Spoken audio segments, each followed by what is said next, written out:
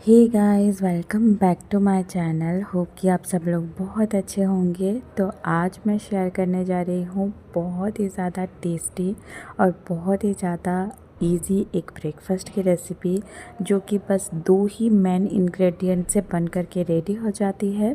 और इसको बनाना super easy है। बाहर से क्रिस्पी, अंदर से सॉफ्ट, बहुत ही ज़्यादा टेस्टी लगती है।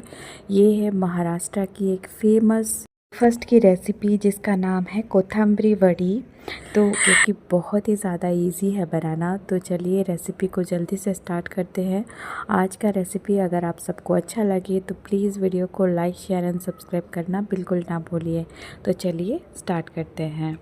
आज का ये कोथंबरी बड़ी बनाने के लिए पहले तो हमें चाहिए बहुत सारी धनिए का पत्ता। तो यहाँ पे मैंने एक बंच धनिए का पत्ता ले लिया है। और ना क्या करेंगे, इसका जो डंठल का पार्ट है ना, इसको निकाल देंगे। और जो पत्ते पत्ते जो पार्ट है ना, पत्ता वाला पार्ट है, इसी को ही लेंगे। तो आज का ये रेसिपी का जो एक मेन इंग्रेडिएंट्स है वो है धनिए का पत्ता। तो यहाँ पे आप देख सकते हैं, मैंने सारा डंठल जो है वो निकाल दिया है और पत्ते वाला पार्ट को हमने ले लिया है। धनिए का पत्ता को मैंने पहले से धो के अच्छे से साफ़ कर लिया था। और अभी क्या करेंगे, ये पत्ते वाला पार्ट को हम क्या करेंगे, अच्छे से काट लेंगे। तो यहाँ पर जो पत्ता वत्ता वाला पार्ट है ना, इसको मैं बारीक से काट रही हूँ। तो इसको काट लेंगे। कम से कम ये मतलब अमाउंट से बताऊं तो ये ना 1.5 कप करीब है। 1.5 कप से थोड़ा सा ज़्यादा है धनिए का पत्ता। तो ये अभी क्या करेंगे, ये जो कटा हुआ धनिए का पत्ता है, बारीक कटा हुआ, इसको हम साइड में रख देते हैं। तब तक हम नेक्स्ट प्रोसीजर कर लेते हैं। तो अभी क्या करेंगे, एक बाउल लेंगे। इसमें मैं ले रही हूँ 1 कप बेसन। तो इस रेसिपी का जो दूसरा मेन इंग्रेडिएंट्स है वो है बेसन। तो अभी क्या करेंगे, इस रेसिपी को, इस डिश को सुपर क्रिस्पी बनाने के लिए मैं इसमें डाल रही हूँ 2 चम्मच चावल का आटा। और अभी इसमें डालेंगे टेस्ट के अकॉर्डिंग नमक, हाफ़ टी स्पून हल्दी पाउडर, 1 टीस्पून डाल देंगे कश्मीरी रेड चिली पाउडर, 3 बड़े चम्मच मैं डाल रही हूँ यहाँ पे सफ़ेद वाली तिल। और अभी इन सभी चीज़ों को अच्छे से मिक्स कर लेंगे एक बार। और अभी इसमें डालेंगे 1/3 कप दही। तो यहाँ पे मैंने ले लिया है 1/3 कप फ्रेश कर्ड। और इसमें डालेंगे 1 कप पानी। जिस कप में मैंने मेज़र करके बेसन लिया था ना, उसी कप में मैंने मेज़र करके 1 कप पानी डाल दिया है। और अभी सभी चीज़ों को ना एक हैंड विस्कर की मदद से अच्छी तरह से मिक्स कर देंगे, अच्छी तरह से मिला देंगे।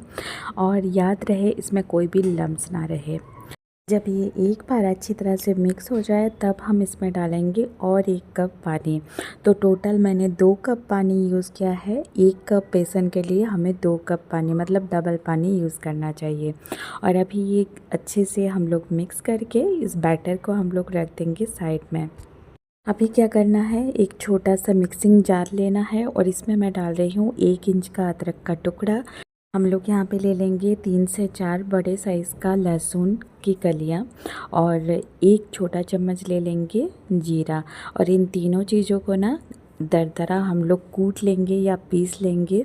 आपके पास अगर सिलबट्टा, खरबट्टा कुछ भी हो तो उसमें भी आप पीस सकते हैं। तो इसको बस दरदरा पीस लेना है। अब क्या करेंगे, हमारा जो बेसन वाला मिक्सर है ना, उसको लेंगे और एक पैन गरम कर लेंगे। और क्या करेंगे, पैन में डाल रही हूँ मैं 2 बड़े चम्मच तेल। और अभी जो मैंने अदरक और लहसुन और जीरा को पीस के रखा था, दरदरा कूट के रखा था, उसको डाल देंगे। और इसको ना 1 से 2 मिनट तक हम लोग भून लेंगे लो फ्लेम पे। अच्छी तरह से हमारा जीरा और ये जो लहसुन और अदरक है ये भुन जाए एक बार। तो अभी इसमें डालेंगे 1/4 टीस्पून हींग। हींग बिल्कुल भी आप स्किप मत कीजिएगा, हींग डालने से बहुत अच्छा टेस्ट आता है। अब इसमें डाल देंगे जो कटा हुआ धनिए का पत्ता हमने काट के रखा था, उसको डाल देंगे। तो ये ना कम से कम 1.5 कप से थोड़ा सा ज़्यादा है। तो इसको क्या करेंगे, हम लोग 1 से 2 मिनट तक भूनेंगे, ताकि इसमें जो भी एक्स्ट्रा मॉइस्चर है धनिए के पत्ते में वो चला जाए और धनिए का पत्ता थोड़ा सा श्रिंक हो जाए। और इसके बाद क्या करेंगे, जो हमारा बेसन वाला घोल है ना, इसको डाल देंगे ऊपर। और क्या करेंगे, इसमें मैं डाल रही हूँ 2 से 3 बड़े चम्मच मूंगफली, जो कि पीनट्स को मैंने पहले से ड्राई फ्राई करके रखा था और इसको थोड़ा सा कूट लिया था, मतलब मतलब थोड़ा सा दरदरा मैंने पीस लिया था। इसी को डाल देंगे मूंगफली को और अब थोड़ा सा मिक्स कर लेंगे। और अभी इसमें मैं डाल रही हूँ 1 टीस्पून जो चिली फ्लेक्स मैंने डाला है। और चिली फ्लेक्स यहाँ पे डालना बिल्कुल ऑप्शनल है, आप चाहे तो ग्रीन चिली को भी काट के डाल सकते हैं। अभी क्या करेंगे, अभी जो बैटर है ना बिल्कुल भी आपको छोड़ना नहीं है, अभी बस चलाते जाना है, चलाते जाना है। इसको कम से कम 5 से 7 मिनट तक आपको चलाते जाना है इसी तरह से, ताकि हमारा बेसन जो है वो बिल्कुल अच्छी तरह से पक जाए और पैन को भी अच्छी तरह से छोड़ ले। और ये जो पैन को छोड़ के ना एक जगह इकट्ठे होने लगे, आप देख सकते हो ये कैसा हो गया है टेक्सचर इसका। तो आप ना 5 से 7 मिनट तक इसको ऐसे चलाते जाएंगे ना, तो ये ना बिल्कुल पैन को छोड़ देगा, अच्छी तरह से पक जाएगा अंदर से। और ना ये बिल्कुल भी एक जगह बिल्कुल इकट्ठा हो जाएगा, तब ये बिल्कुल रेडी है। तब हम इसको लाएंगे और ये मतलब एक केक टिन मैंने ले लिया है और इसके ऊपर इसको डाल दिया है। तो केक टिन में मैंने थोड़ा सा ऑयल पहले से ग्रीस कर लिया था, ताकि ये जो बैटर है, हमने जो डो बनाया है, ये अंदर ना चिपके। तो अभी ना जो बेसन का डो है इसको अच्छी तरह से सेट कर लेना है आपको। और आप देख सकते हैं अच्छी तरह से सेट हो गया है। तो मैंने इसको फ्रीज़ में रख दिया था थोड़ा सा, मतलब 5 से 10 मिनट तक, ताकि ये अच्छे से ठंडा हो जाए और सेट हो जाए। अभी 10 मिनट के बाद ये अच्छे से सेट हो गया है, आप देख सकते हो। और ये ना जो केक टिन को भी अच्छे से छोड़ भी लेता है। देख सकते हो ये बेसन बिल्कुल सेट हो गया है और अपना शेप भी ले लिया है। तो अभी चलिए इसको कट कर लेते हैं। तो इसको पीसेस में हम लोग कट कर लेंगे और ये इजीली कट भी हो जाता है। तो जैसा भी आप शेप चाहिए आपको, वैसे आप कट कर सकते हो इसको। मैं इसको स्क्वायर शेप में कट कर रही हूँ। तो इसको कट करना ना बहुत ज़्यादा ईजी है। तो आप देख सकते हो मैंने यहाँ पे कट कर लिया है। और एक बार ये ना अच्छे से कट हो जाए फिर इसको हम लोग फ्राई करेंगे। तो ये जो नाश्ता है ना, इसमें धनिया का पत्ता डला हुआ है, तिल डला हुआ है, मूंगफली का पाउडर डला हुआ है। तो ना ये बहुत ज़्यादा अमेजिंग, बहुत ज़्यादा टेस्टी लगता है। और हम दही डाले हैं इसीलिए ना ये अंदर से सुपर मतलब सॉफ्ट बनेगा और बाहर से सुपर क्रिस्पी बन कर के तैयार हो जाएगा। तो चलिए अब रेडी है ये स्क्वायर पीसेस बेसन का। तो चलिए इसको फ्राई कर लेते हैं। फ्राई करने के लिए यहाँ पे तेल हमारा गर्म होना चाहिए और इसको हम लोग डाल देंगे जितना भी आ जाएगा आपका, मतलब एक बार में। तो इसको ना अच्छी तरह से दोनों साइड से हम लोग फ्राई कर लेंगे उलट पुलट करके।